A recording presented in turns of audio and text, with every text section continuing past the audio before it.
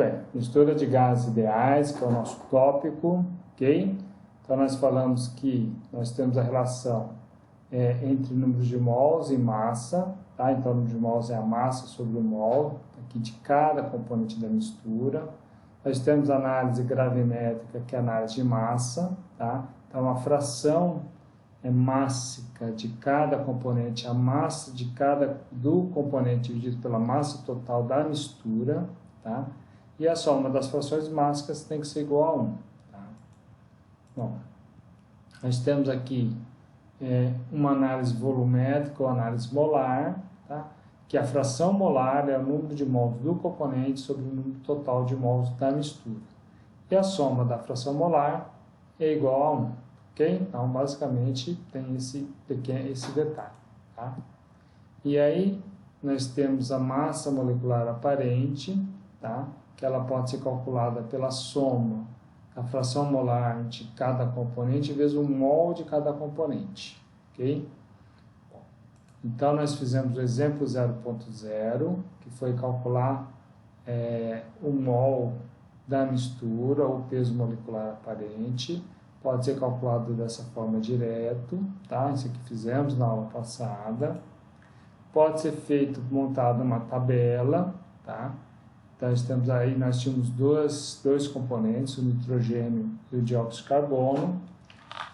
O nitrogênio com 60% e o dióxido de carbono com 40%. Beleza? Bom, e aí nós temos aqui a conversão da base molar para a base mássica. Então, nós temos a fração molar de cada componente, o mol de cada componente, a gente multiplica a fração molar de cada componente pelo mol de cada componente. Esse somatório é o peso molecular da mistura, tá? E converter para a fração mássica é multiplicar a fração molar vezes o mol de cada componente e dividir por esse somatório, tá? Então, aí vai ter a fração mássica componente 1, do componente 2, tá? E essa soma vai dar 1, ok? Foi isso que nós vimos na aula passada. Aí vocês fizeram o exemplo 0.1, tá? Que a gente pegou aquele mesmo exemplo lá, que tinha uma mistura de nitrogênio e dióxido de carbono. Nós calculamos a fração mássica de cada um, tá? Então, usando essa fórmula aqui, da conversão de fração molar em fração mássica, ok? Bom, esse foi o exemplo 0.1. Depois disso, nós vamos fazer o contrário, né? Tendo a fração mássica, nós iríamos transformar em fração molar, tá? Então, nós temos a fração mássica de cada componente, o mol de cada componente, e para transformar em fração molar, nós temos que pegar a fração mássica de cada componente e dividir pelo mol de cada componente. F1 sobre M1, F2 sobre M2 e assim por diante. Tá? E aí, ó, tomar cuidado, hein? Que a soma, o inverso do peso molecular aparente é igual à soma do F sobre M de cada componente. Então, esse somatório que a gente obtém aqui no final, tá? É o inverso do peso molecular, tá bom? Se a soma deu, por exemplo, tá? 0,2, significa que o inverso de 0,2 é 5. Então, o peso molecular aparente vale 5, tá bom? Se o resultado aqui dessa soma deu 0,1, então 1 sobre m é igual a 0,1, significa que peso molecular aparente vai ser 10, bom? Então, só cuidado com esse detalhe. E aí, a fração molar de cada componente é a fração mássica dividido pelo mol de cada componente, dividido por 1 sobre m. Ou seja, essa célula aqui, por exemplo, o Y1 é o F1 sobre M1 dividido por esse somatório. O Y2 é o F2 sobre M2 dividido pelo somatório, tá? E assim por diante. E a soma dos Y tem que ser 1, igual a 1, igual a soma dos Fs, beleza? Tá? E aí, vocês fizeram mais um exemplo 0.2, tá? Em que havia 70% de vapor d'água e 30% de monóxido de carbono, tá bom?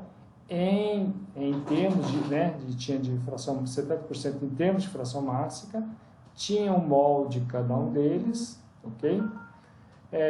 E aí a gente fez o FI sobre MI, fez a soma desses FI sobre MI, que foi 0,049556, o inverso dá 20,18, que é o peso molecular aparente, ou mol da mistura, tá? Que era para determinar o mol da mistura. E aí depois, a letra B, era calcular a fração molar de cada componente, tá bom? Então, nós paramos aí, ok? Bom, então vamos ver aqui, ó, relacionando pressão, volume, temperatura para mistura de gases ideais. Tá? Equação dos gases ideais. Todo mundo deve saber, né, que a pressão vezes o volume é igual ao número de mols vezes a constante universal dos gases vezes a temperatura. Tá? Essa equação tanto se aplica para cada componente do gás, como se aplica para a mistura, tá bom? Nós vamos usar um modelo de Dalton, tá, que considera que cada componente da mistura comporta-se como gás ideal, como se estivesse sozinho a temperatura T e o volume V. Tá? Então, já eu vou, na verdade, eu vou já até explicar. Por exemplo, vou voltar aqui no slide anterior. Tá? Vamos supor que essa mistura estivesse a 100 graus Celsius. Bom, vamos supor aí. Então, cada componente também vai estar a 100 graus Celsius. O vapor de água vai estar a 100 graus Celsius e o monóxido de carbono vai estar a 100 graus Celsius. Beleza? Vamos supor que essa mistura ocupe um volume de 0,5 metros cúbicos, tá? 0,5 metro cúbico, tá? Meio metro cúbico. Significa que o vapor de água também ocupa esse mesmo volume e o monóxido de carbono também. Então, todos eles estão ocupando o volume de meio metro cúbico e ambos estão a 100 graus Celsius. Bom, então é isso que significa o modelo de Dalton. Pressão parcial. Tá? A pressão parcial do componente I, o PI, é a pressão que os NI mols do componente I é aplicado no volume V e a temperatura T em uma dada mistura. Tá bom? Então isso significa o quê? Que cada componente vai ter a sua pressão. Tá? Vamos ver como é que isso aí se relaciona.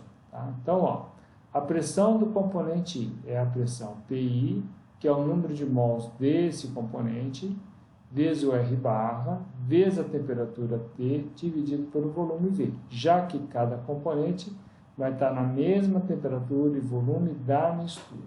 Então, o que nós vamos fazer? Dividir a pressão PI do componente, dividir pela pressão da mistura. Então, nós vamos usar aqui em cima a equação para o componente I, MI vezes o R barra vezes T sobre V, e embaixo nós vamos usar a equação dos gases ideais para uma mistura, que é o N vezes o R barra vezes T sobre V. Então, quem vai sobrar?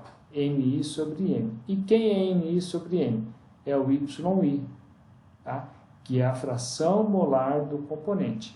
Cuidado que não é fração mássica. A relação entre a pressão do componente I e a pressão da mistura está relacionada com a fração molar. Então, a pressão de cada componente é a fração molar de cada componente vezes a pressão da mistura. Então, o que nós temos? Que a pressão da mistura é a soma das pressões parciais de cada componente. Então, tá aqui. Isso aqui é importante vocês saberem, tá? Essa relação aqui, PI igual a YI vezes P, e esse P que é o somatório de PI. É importante entender isso, tá? Não precisa ficar decorando, tá? Por quê? Vocês estão aprendendo. É importante saber, Ah, mas eu esqueci, eu confundo, então, olha a forma, não tem problema, tá? E o volume da mistura é igual ao volume do componente, de cada componente, tá? Isso aqui também é importante saber, tá bom? Então, lembrando que nós estamos usando o modelo de Dalton, beleza? Então, vamos aproveitar o exemplo 0.1, tá? E depois vocês vão fazer um exercício. Vamos supor que essa mistura esteja a uma pressão de 200 kPa, tá? A mistura, ok? E ela ocupe um volume, a mistura ocupe um volume de 1 metro cúbico. Bom, então anota aí, ó, pressão de 200 kPa e volume de 1 metro cúbico, tá? A pergunta tá? Qual é a pressão parcial do nitrogênio e qual é a pressão parcial do dióxido de carbono, tá? Então, olha só, o nitrogênio ocupa 60%, né, da mistura, né? É composto 60% de nitrogênio. Então, 60% de 200 dá 120 kPa. E a pressão do CO2 é 80 kPa. 120 mais 80 vai dar os 200 kPa, que é a pressão da mistura. Ó, todo o volume é de 1 metro cúbico. Então, ó, o volume do nitrogênio também é 1 metro cúbico, o volume do CO2 é 1 metro cúbico e o volume da mistura também vale 1 metro cúbico. Ok? Então, ó, é essa situação aqui, ó, tá? A pressão, nós vamos somar a pressão de cada um deles, mas o volume a gente não soma, tá bom?